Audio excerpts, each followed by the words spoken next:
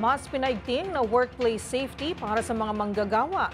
Yan ang nais isulong ng Trabaho Party List kasunod ng magnitude 7.7 na lindol na yumanig sa Myanmar noong Marso.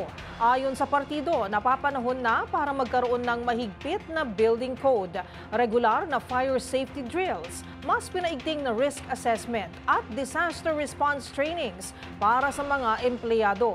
Ang iba pang detalye sa pagbabalik ni Edniel Parosa. Isusulong ng 106 Trabaho Party List ang pinaigting na workplace safety para sa mga manggagawa upang maging handa sila sa oras ng sakuna. Ginawa ng 106 Trabaho Party List ang pahayag matapos yumanig ang magnitude 7.7 na lindol sa Myanmar nitong Marso 28. Ayon kay 106 Trabaho Party List nominee Ninay Chavez, dapat may agarang aksyon upang maging ligtas ang lahat kapag may mga kalamidad. Sabi ni Chavez, itataguyod ng Trabaho Party List ang mahigpit na pagpapatupad ng building code, regular na pagsasagawa ng mga fire safety drills, pinaigting na risk assessment at pagsasanay sa mga empleyado pagdating sa disaster response.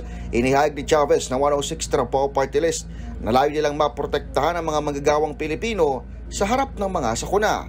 Dagdag ni Chavez ng 106 Trabaho Party List, mahalagang istriktong ipatupad ang building code at ang iba pang protocols para sa kaligtasan ng mga empleyado. Importante ang paghahanda sa mga kalamidad, lalo na't ang Pilipinas ay isa sa mga bansang pinakamadalas kung makaranas ng mga pagyanig. Binanggit ng 106 Trabaho Party List ay naging pagsusuri ng Department of Public Works and Highways sa 21,000 gusali upang matiyak na matibay ito sakaling tumama ang The Big One o ang magnitude 7.2 na lindol sa bansa. Para sa MBC TV Network News, ito si Edniel Parosa ng DZRH. Una sa Pilipinas, una sa Pilipino.